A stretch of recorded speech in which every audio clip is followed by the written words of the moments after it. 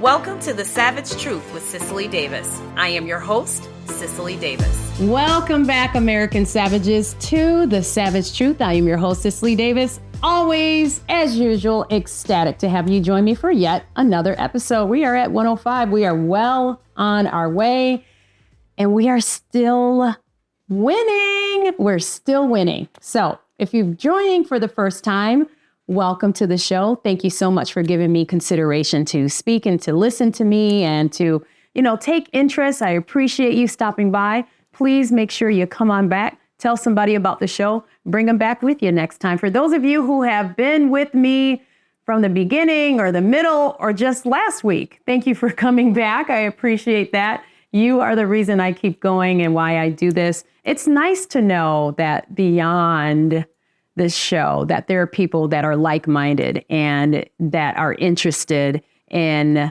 this fantastic, exceptional republic we call America. And so it's a pleasure. It's an absolute pleasure to do this every week. Super excited to have you join me. Now, I have an ask, and it is this: to please like, share, subscribe, and leave a positive review on Apple Podcasts, Spotify, and YouTube. So grateful for those platforms for supporting me. As we get into this week's Haps, because I talk about it, and I'm still talking about it, and I've been talking about it since November 5th, and that is the winning. The winning, of course, with Donald J. Trump becoming the 47th president, bringing along the talented and amazing J.D. Vance, and this exceptional cabinet that he's putting forth. And now we just had two new people added to that cabinet that crossed the finish line. Of course, I'm referring to RFK Jr. and Tulsi Gabbard.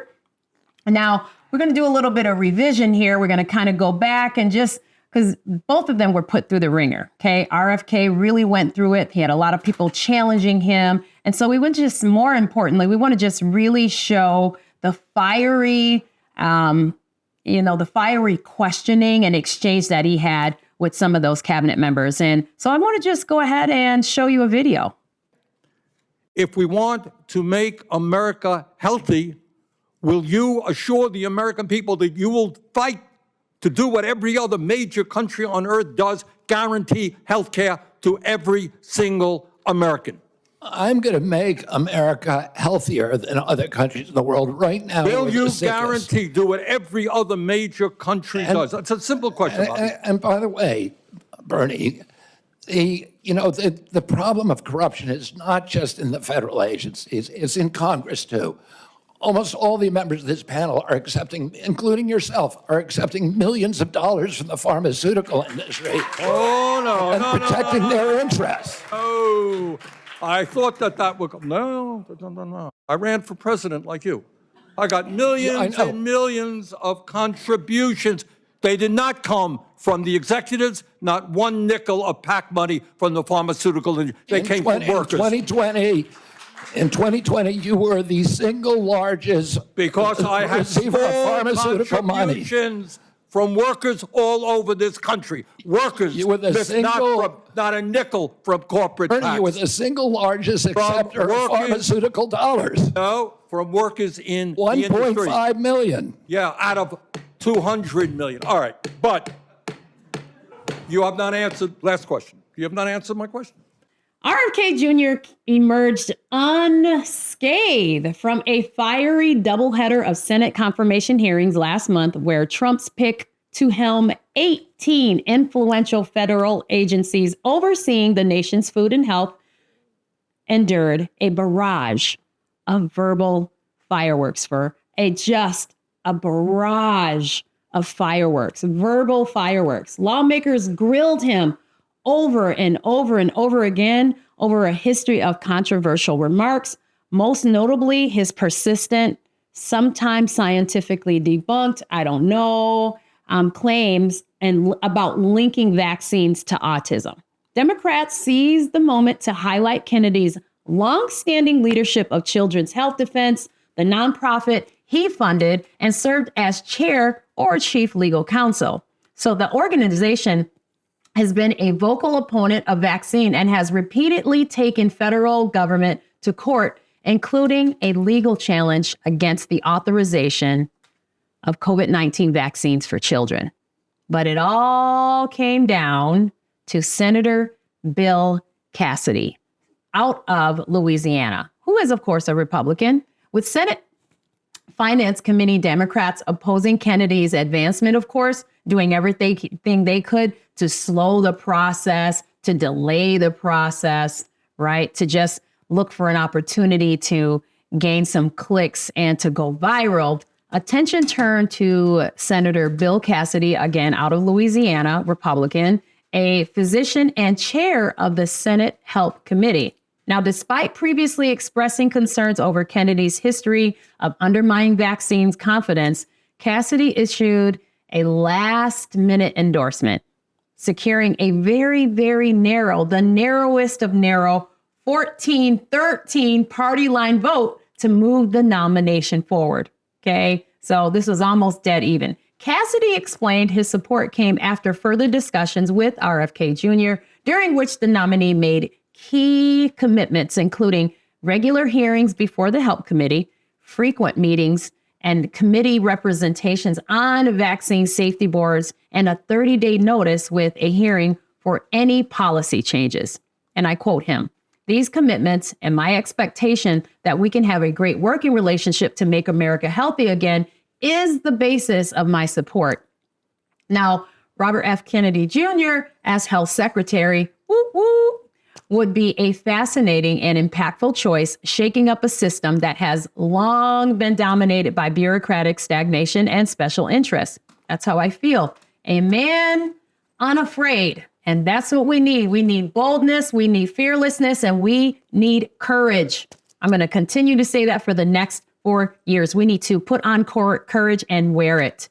A man unafraid to challenge the status quo, Kennedy has made a career of questioning government overreach and corporate influence, particularly in the healthcare and pharmaceutical industries. Republicans, who have long, of course, advocated for less government control and more transparency, would find his leadership refreshing. I, for one, do. I'm sure so many of you out there as well. His willingness to take on powerful entities rather than bowing down to them or kowtowing to them suggests he could restore integrity to a department that has often prioritized politics over public health. That's what we need. Someone to actually get in and actually do the job. Okay. One of Kennedy's greatest strengths is his dedication to medical freedom and individual rights, principles that resonate deeply with conservative values.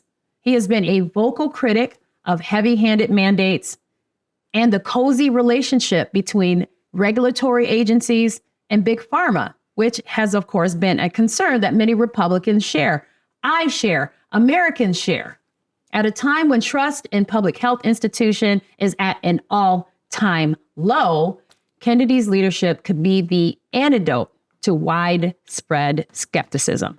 His presence would force long overdue debates about accountability, about scientific transparency, and the balance between public health policy and personal liberty, debates that have been suppressed for far too long. Now, beyond his policy positions, Kennedy's role as health secretary would bring much needed courage, and intellectual diversity to an administration that often appears monolithic in its approach, I think. His ability to challenge mainstream narratives backed by legal expertise and a sharp mind. And that's what we need. We need capability, we need knowledge, and we need a sharp mind. This would actually inspire a more open and honest dialogue about the future of healthcare.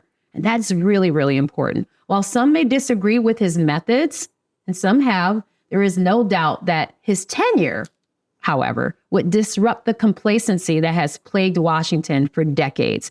And that's why the left is so upset. That's why, the deep state is so upset. Washington for decades in a political landscape desperate for truth and reform, Kennedy could be just the disruptor needed to bring real change to America's healthcare system. So congratulations to RFK Jr., the healthcare industry in America, and the American health consumer. We should be celebrating. And keeping with the wins, I personally am not tired of the wins. Tulsi Gabbard is another name that we can pump our fists in celebration for. Tulsi Gabbard has also crossed the finish line. So I take your answer, and these are your quotes. Brave, please join my bipartisan legislation calling for charges to be dropped against him.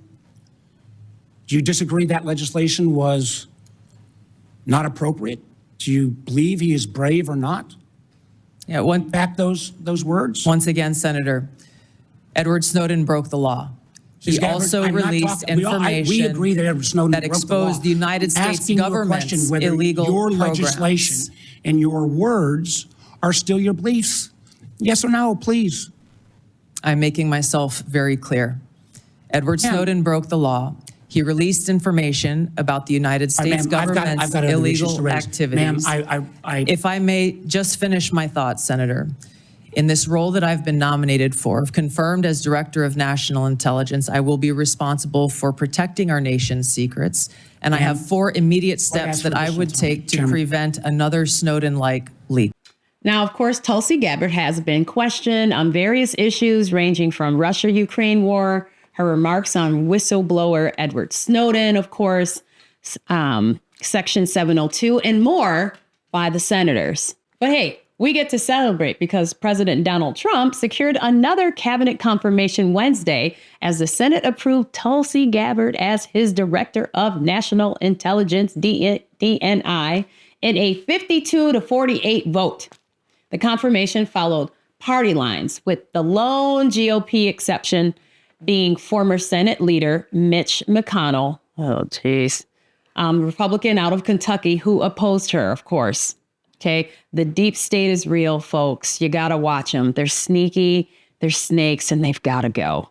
But Gabbard's nomination faced early challenges in the Senate Select Committee on Intelligence, but she rallied key Republican support to push her bid forward.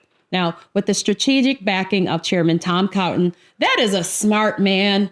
Tom Cotton is a smart man. We need more like him. And Vice President J.D. Vance, doesn't get any stronger than that. She won over critical holdouts, including Senators Susan Collins out of Maine, Republican, and Todd Young, Republican, out of Indiana.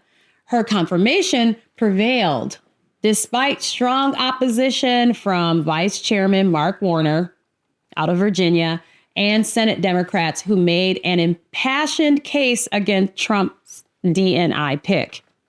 The significance of RFK and Tulsi is staggering, folks. We have to understand that these cabinet picks are not just exceptional. They're not just capable. They are an absolute threat to the Democrat left elites. Now, for conservatives, this move is a masterstroke, bringing in leaders who have challenged the establishment from both sides of the aisle. Kennedy, a long skeptic of unchecked bureaucratic power, will bring a sharp eye to government overreach, ensuring that health and regulatory agencies serve the people, not special interests. And then there's Tulsi, a staunch advocate for national security and an unapologetic truth teller, will inject a much needed dose of common sense into the intelligence community. Now, this is what will reinstill trust in American government, and especially in our abbreviated agencies, prioritizing American interests over partisan agendas.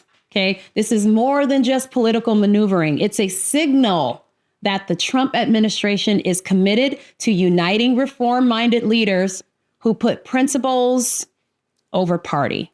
With Kennedy and Gabbard in key positions, I fully expect a government that's less about political theater and more about protecting liberties, strengthening national security, and restoring faith in these institutions. It is so beyond needed and overdue. Their presence reinforced the Republican vision of a government that serves the people first, cutting through red tape, defending free speech, supporting the Constitution, okay, and ensuring that American future is driven by innovation and sovereignty and strength.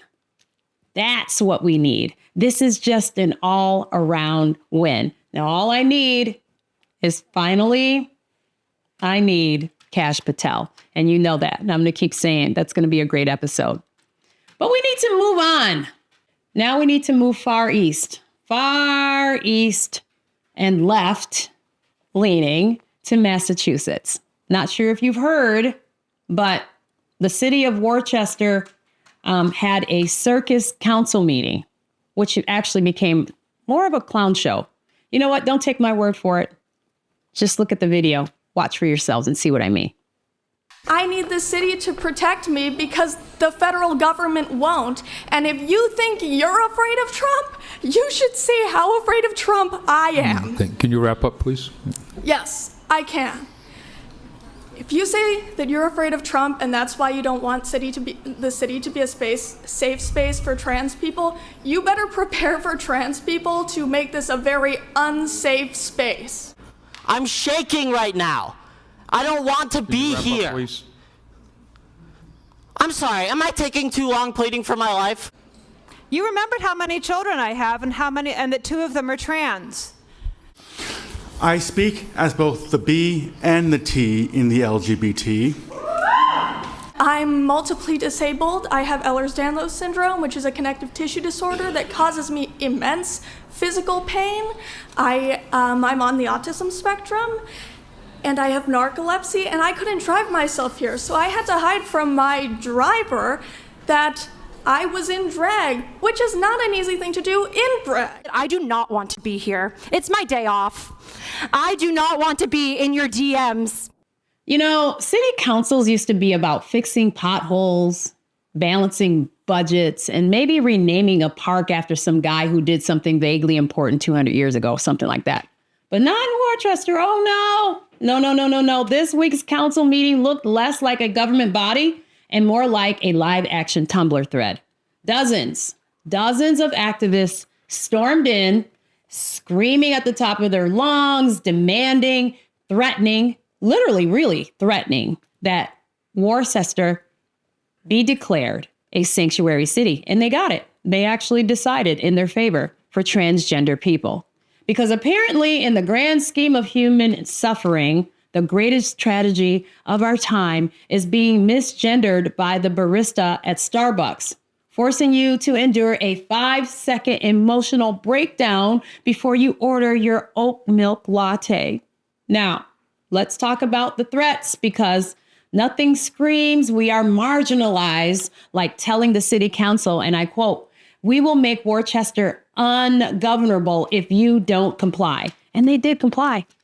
Ah, yes, because Worcester is currently a well-oiled machine of peace and prosperity, right? No crime, no failing infrastructure, just a utopia waiting to be ruined if we don't give in to the demands that sound like they were brainstormed at a drum circle. What exactly does sanctuary city for transgender people mean anyway? What exactly is that? What exactly does that look like, right? What is the concept? Free hormone therapy kiosks at every street corner, a mandatory pronoun checkpoint at the city limits, a special task force to arrest anyone who accidentally calls their waiter dude, a citywide ban on using the word binary.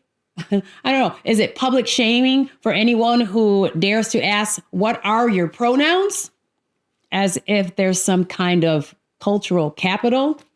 Instant community service for anyone caught saying ladies and gentlemen in a public speech. I mean, what is it exactly? Is it mandatory sensitivity training every time someone says common sense? And let's not forget the irony here, folks. There is irony. Allegedly fighting for inclusion and tolerance are the first ones to threaten, they are the first ones to scream, and they are the first ones to throw public tantrums when they don't get their way. If you so much as raise an eyebrow and ask, could you maybe define what you mean when you say, or when you want to start rewriting city policy, you're labeled a bigot and threatened with cancellation, which these days is scarier than a tax audit at this point. Meanwhile, actual Worcester residents, the people who just want to work, get up and go to work every day, they're working the streetlights and safe neighborhoods, right, are left watching their city government get hijacked by a group of professional grievance merchants. If this is the future of activism, Worcester might want to declare itself a sanctuary city for common sense, because it's completely extinct. And that is a savage truth. Thanks for joining me. Please like, share, subscribe, and leave a positive review on Apple Podcasts, Spotify, and YouTube. And remember, as always, be bold, be strong, be faithful, be true. Till next time, I'm Cicely. The Savage Truth with Cicely Davis is a production of Front Page Magazine and the David Horowitz Freedom Center. Reproduction of this podcast without express written consent is prohibited.